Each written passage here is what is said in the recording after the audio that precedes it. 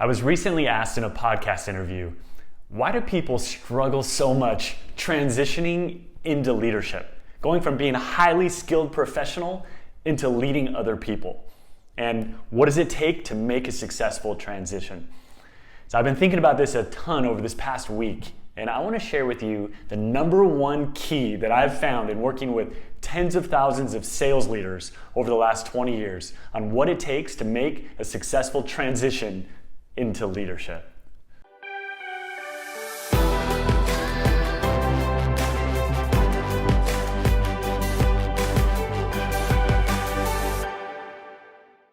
All right, welcome back. If you're new to the channel, my name is Ben Ward, and I've led sales teams over the last 20 years, and I like to talk about what it takes to succeed in leading other people, leading at a high level, leading in a way that influences them to become their very best. And if you like this video, give it a thumbs up. If you don't like it, give it a thumbs down and let me know in the comments what I can do to improve, because I'm working hard for you over here to provide value. And so with that, let's go straight into what does it take to successfully make the transition from selling to leading. So I think the best way to start this conversation is kind of like when you're single and your focus is on yourself and your life and everything revolves around what do you want to do, to then transitioning into marriage. And I remember when I was first married, I was thinking, holy smokes, like I'm not able to do whatever I want, whenever I want, having another person factored in there. And then the next shift for me was when we had our first child. We had our first baby, Miley. And it went from my wife, Sherry, and I being just, whatever we wanted to do to now she dictated what we were going to do with our time. And it actually was quite a transition. And there was quite a few moments when I was frustrated because Miley was crying and I didn't want her to be crying. And my whole world needed to now revolve around what does she need versus what do I want.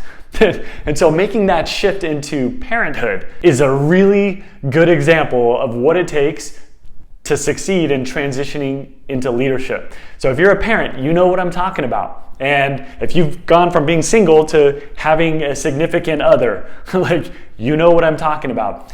And this same shift happens when we go from being personally, professionally, on our own, highly skilled, and then transitioning into a leadership role. And so for me, when I went from selling myself, being a high-performing sales professional, to then my first time taking on a leadership role for a team, that same struggle happened. And so I want to share the number one key that I've found. And I'll share this in an acronym. And there's this switch. How do you make the switch from selling to leading? How do you make the switch from being professionally great yourself to helping other people become professionally great? To successfully make the switch, I want to share 4 S's that stand as the S in the acronym SWITCH. It goes from self to selfless. And one of the best ways to do that is seeing other people, seeing them for who they are, seeing them as a human being, seeing them as if they are what they could and ought to be. And when we see people straightforwardly as human beings that we lead, there's power. And that helps us to the 4th S. That helps us to do this. That helps us to have selfless service. When we serve somebody in a way that's meaningful to them, and it might be challenging for us, but when we transition from self to selfless, see people straightforwardly and serve them, that creates an incredible foundation to make the switch from selling to leading. Okay, the W in SWITCH stands for the window and the mirror. Now, this is a reality when things go wrong. Are we looking out a window on who we can blame? Or are we looking at a mirror and looking at ourselves and saying, okay, how am I contributing to this problem? How can I take responsibility and what adjustments can I make to help things go right? And also for recognition, the window in the mirror, when things go right.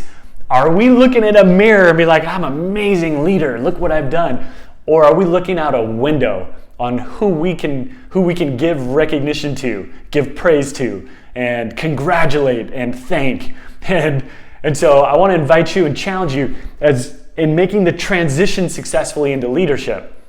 The window in the mirror plays an incredible role. When to use the window and when to use the mirror. And in fact, one of the keys to successful use of the window in the mirror is after the win, who holds the trophy?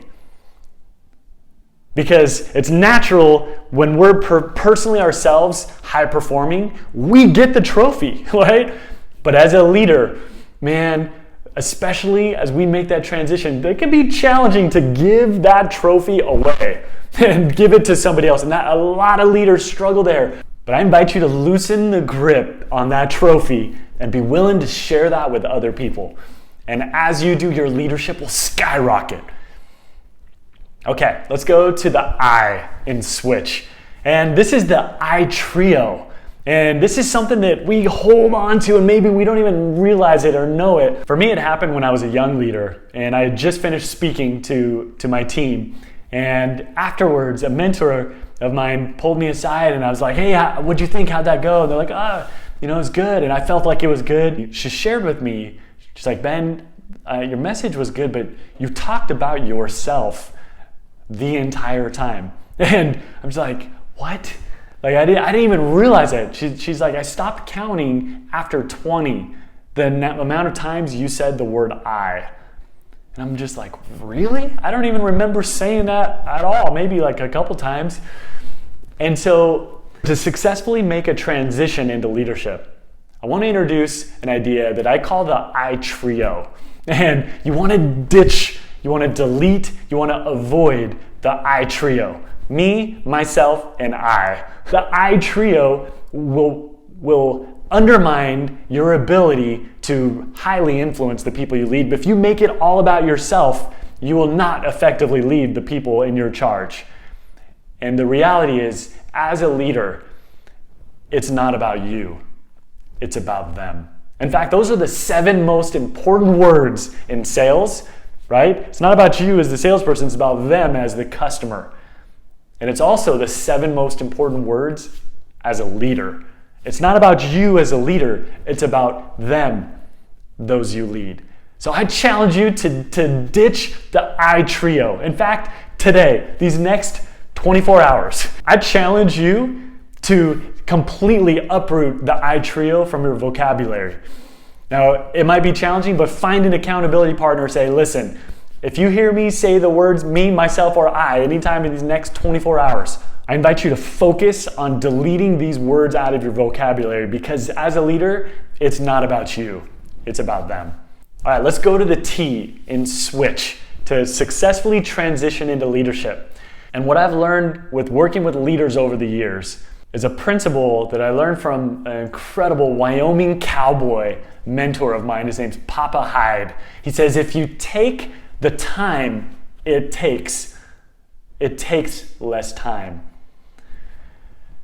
I thought that was super profound because transitioning into leadership oftentimes means we have to slow down and take that time, pause, and really understand and appreciate what it is that's going on with that other person, align with them so that we can lift them. And what I found so many young leaders that are trying to transition, trying to make that switch and maybe struggling is they have somebody there with them and they just automatically want to lift them or challenge them or correct them without taking the time that it takes to really align with that person so that we can effectively lift them. Now I do a whole video on the 4-part coaching model I'll share with you right here. Check it out on how do you effectively use your time in the very best way to successfully coach the people that you lead. You're not going to want to miss that video, so check it out. Now let's talk about the C. The C in switch has to do with making that switch from competition to cooperation. How do you gain the cooperation of another person? How do you gain the cooperation of your team? It's a very different skill set than earning and winning yourself.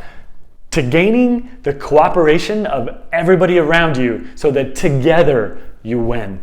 This is a whole nother conversation which we're not going to get into right now, but one quick tip.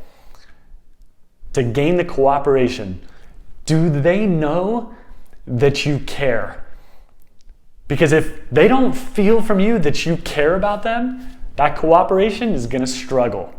And so you may now say, I do care. But the real question is, do they know? Do they know that you care? And if they know that you genuinely care about them, the people that you lead will be much more likely to cooperate together with you as a leader to achieve your goals. So to close out with the H, making the transition into leadership, making the switch from selling to leading is about hitting numbers. When it's yourself, it's I gotta hit my numbers, right? What do I need to do to hit my numbers? And shifting and making a switch into helping other people hit their numbers. There's a focus oftentimes where we get this wrong. I know I have in my journey where it's like, as a leader, how do I hit my numbers? That's the wrong question. You want to ask, how as a leader can I help my team hit our numbers? And so oftentimes that means you as a leader need to lead out from the front and show and by example help the people that you lead, help them to see what it takes. Like George Washington, where he's at the front of the ship as he's crossing Delaware. He's at the very front of this boat, the very first one at risk. That's the type of leadership that inspires other people. So when we talk about hitting their numbers, if it's a matter of like, hey, go hit your numbers, like that doesn't work very well. That's highly ineffective. But when it's like, hey, you take them under your wing and show them how it's done, and together you achieve success. The most effective leaders are there in the front lines with their people, but do not fall into the trap thinking that you have to do every single thing for every single person, and if you're not doing it, you can't expect another person to do it. Here's a tip. You don't have to be all things to everybody in order to be an effective leader. Think about how ridiculous this would be. Think of a head coach, maybe a head coach of a football team. Imagine if the head coach was like, well, I've never been a wide receiver, so I can't coach these wide receivers because I don't really understand exactly what they're doing, and I'm not currently doing that. And I've never been a safety, so I can't hold the safeties accountable. Well, I've never been a quarterback, so, well, the quarterback's kind of going to have to be on their own. No! One of the biggest traps I find leaders that I've seen leaders get into is like, well, I'm not currently doing this and I've never really done that. So there's no way I can lead somebody else in that, or there's no way I could ask them to do something that I'm not doing myself currently or that I haven't done. No.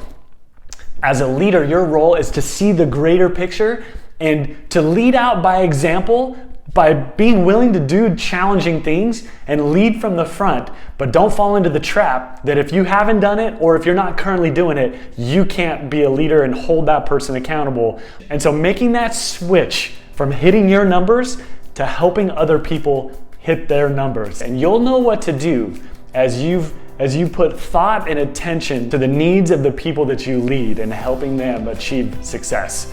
Now, if you want to go deeper into how to transition successfully into leadership, I've put together all of my secrets in what I call the Sales Leadership Masterclass. And I've put it into a framework called the Sellership System, which is 7 master strategies to successfully transition into leadership. So click on the link below to register for this masterclass. Trust me, if you're transitioning into leadership, you cannot afford to miss out on the principles of the Sales Leadership Masterclass. And we go deep into the principles of my #1 Amazon best-selling book, Sellership. And I'll take you through the Sellership system on how to successfully make the transition from selling to leading.